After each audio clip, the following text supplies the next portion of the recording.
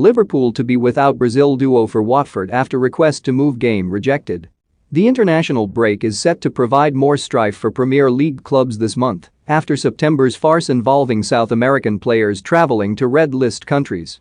Last month, several clubs opted against allowing their stars to play for the likes of Brazil, who then threatened to invoke the 5-day ruling to prevent several of them from playing for their sides the following weekend.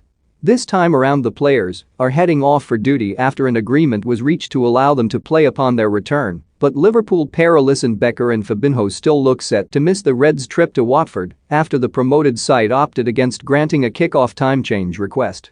Brazil play Uruguay on Friday, 15 October with a kick-off time of 1:30 a.m. BST, with the Reds set to visit Watford for Saturday's 12:30 p.m. kickoff, fewer than 36 hours later.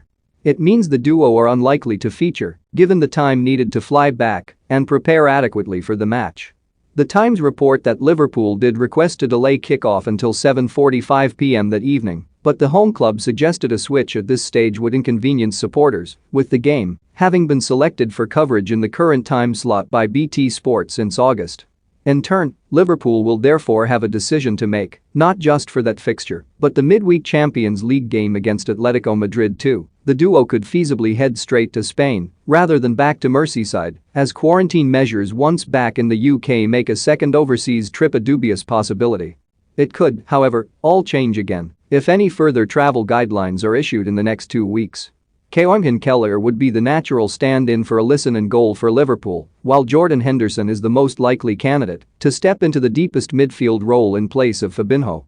That would be particularly likely if Trent Alexander-Arnold has fully recovered from injury, allowing James Milner to move back into midfield. The third Brazilian member of Liverpool's squad, Roberto Firmino, was not